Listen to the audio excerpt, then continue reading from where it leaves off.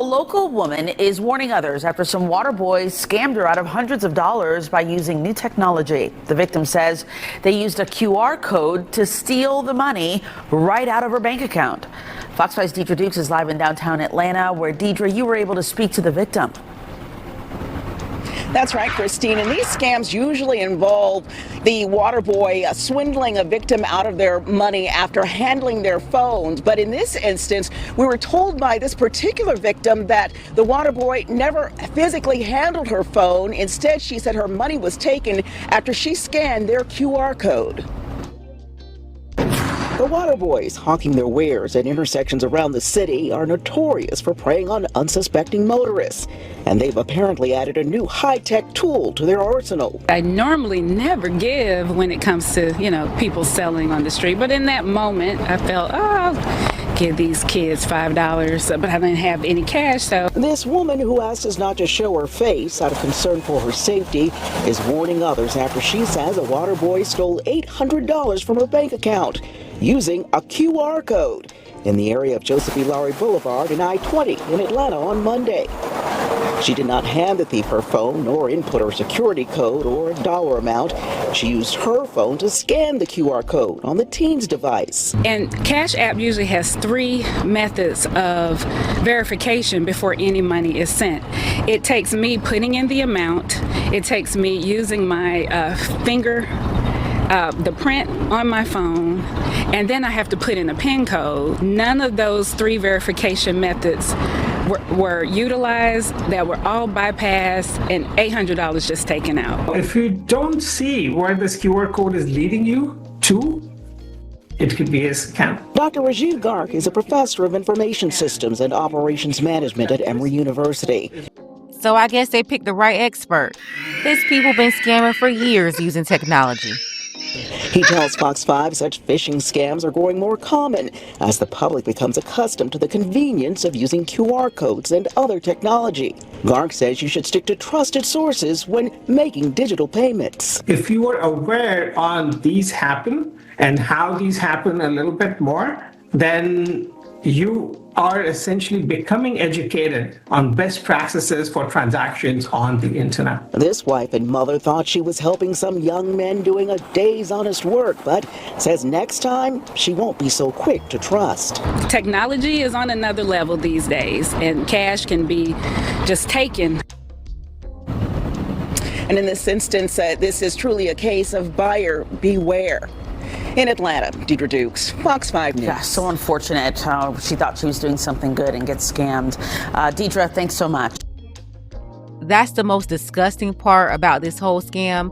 They use people's kindness as weakness, tugging at the heartstrings of people who basically feel sorry for them, thinking they're working hard in the middle of the road in 90-degree weather. So you have people like the victim here who think they're doing a good deed, only to be robbed by these savages. The water boys in Atlanta, they're still running around scamming people. This time, they upgraded their scamming technology. Usually, people get got after they hand over their phone to them at the intersection, which is a really dumb move. I'm sorry, but I wouldn't advise anybody to hand their phone over to anybody, especially not a stranger on the street. I don't care where it's at. It could be a fast food restaurant anywhere. Don't trust any of these people. But no, this woman right here, she never gave them her phone. She's one of many victims of these scammers who kept their phone in their hand the whole time, but still got robbed. Instead, the boys presented her with a QR code, she scanned it, and that's how they stole $800 from her bank account. Absolutely disgusting. We already know where life is going for these pookies with training wheels, but this right here is a warning on how you can stay out of their way so you don't get scammed for your $800 too. We're going to get into it, but first, take a second to make sure you're subscribed to the channel and click the notification bell for all updates. Tonight, Georgia Tech is sounding the alarm about a spike in thefts involving so-called water boys. The robberies not actually happening on campus, but involving drivers passing by. On Sunday, police say a water boy held a driver at gunpoint. And Atlanta News First senior reporter Patrick Quinn is in Midtown with the details. Tonight, Atlanta police tells me they have not made any arrests after what happened here on Sunday. They say a young man, commonly referred to as a water boy, stole a driver's phone after threatening him with a gun. This is certainly not the first time that a water boy's been suspected of a crime. Now Georgia Tech is reporting this spike. Robbery in progress. On Sunday at North Avenue and William Street in Midtown. He was robbed at gunpoint. Police are investigating an armed robbery. The suspects? It was one of the water boys. Caller advised the males had some dark clothing and were on some kind of scooters. In the last month, Georgia Tech has reported 3 incidents alongside the downtown Atlanta campus involving water boys. The reported armed robbery on Sunday, an aggravated assault on May 4th when the victim said 2 water boys, one with a gun, stole his phone. And on May 2nd, 2 drivers told police water boys used their phones to steal money from them. The same thing happened to Katie Florence last March, where she said $600 was stolen from her Cash App. So he grabbed my phone out of the car. All of a sudden, 5 more water boys circle my car. They start distracting me. Next thing I know, he's putting the phone in front of my face. The facial ID goes through. It says the money was sent.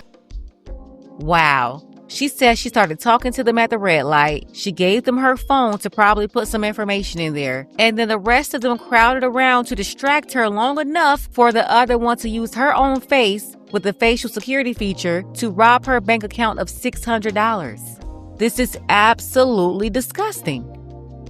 This spike in robberies aligns with what police are seeing citywide. Our robberies are up 33%. Deputy Chief Prinzena Span told city leaders on Monday they increased patrols in specific areas where they're seeing crime spikes. The summer months we do actually see an increase in crime. For Mayor Dickens, as part of a summer safety initiative, he said the biggest deterrent to youth crime is keeping young people busy. When we brought youth crime down, overall crime would come down, and it has. And a big part of that is just giving our young people something to do. And he's a failure too. I'm talking about the mayor of Atlanta. Yeah, they should find something else to do other than scheming to rob people on the streets of your city, but they never want to talk about the root of all these savages. These bastards started out as bastard babies with no real foundation. Nobody really cared about them. Their mama had them with some man she couldn't get to stick around. Usually they broke up with their daddy before they entered the world, or at least before they took their first steps. They grew up in a broken single parent home with no father around anywhere. Then when anybody with an ounce of decency and foresight complained about this horrible epidemic, they got accused of tearing down these problematic birthing rituals. It's their children, whatever, they can do what they want. Well, when that little bastard grow up into Pookie robbing grown-ups in the middle of the street, then they become a community nuisance. So if they're not groomed to be limp wrist, they're groomed to be street criminals scamming and scheming, behavior they picked up at home, and they saw a certain person get away with it for years and not be held accountable, whether they schemed the government, the retail store, or they grew up seeing them scam other family members, but they pick up this low vibrational, low integrity behavior, and then they run off to the streets to terrorize working adults who literally have nothing to do with them or their poor background. It's usually a good-hearted person who only wanted to help them and, do the right thing. Eventually, they keep robbing people because these bastards weren't raised to do anything else or to be useful to the community. They continue to up their criminal activities until they end up in a penitentiary, where they will eventually spend years being groomed for more limp wrist activities and or more scheming and scamming. Because seldom are they rehabilitated. They're just thrown into another habitat, another environment with other bastards just like them. 90% of them have the same background, like they came up in the same house. All I gotta say is these bastards are dangerous. Do not let your window down for these people. Do not try to help these people because you cannot help them. It's all a setup to rob you. And these sorry politicians of these failed cities love getting up here talking about how to fix a problem they encouraged and created in the first place. If you keep encouraging these type of failed households, they will continue to produce failed offspring, which will one day become a thorn in the streets they roam for innocent people traveling the same streets with them. See, it's all connected. And tonight, Atlanta police is reminding it is illegal to sell water on or alongside the road. Yeah, it's illegal, but how much resources are they providing law enforcement to investigate these cases and capture these criminals? Bottom line, they need to be locked up for this. Then for the violent crimes involving weapons, they should be charged as adults if they're not of age yet. These crimes are absolutely horrible, and you shouldn't have to wait for somebody to be injured or worse before they take action and get these little pookies with training wheels off the street. They need to find them all, arrest them all, and hold them accountable. But this is how the baby-making bastard epidemic morphs into a public safety issue. They are robbing grown people at the red light, stealing money from Cash App, and now they found out how to implement a phishing scam using QR codes. Absolutely ridiculous. All I gotta say is, don't stop for nobody at the red light. Don't pull over for the Girl Scout cookies. Don't pull over for the fake pregnant woman that seemed to be pregnant for the last 1,300 days on the same block. Don't pull over for the one with the baby stroller. Do not become a victim of these demons. They are all possessed, and you have to protect yourself when you cross their path. Let's go ahead and get the conversation started. Tell me what you think about this below. I want to thank everybody who support this channel. You can show your support as well. The link to PayPal is below. Ladies, fellas, want a balanced analysis, want the truth from a woman's perspective? Then you're going to want to subscribe to this channel, and don't forget to like and share.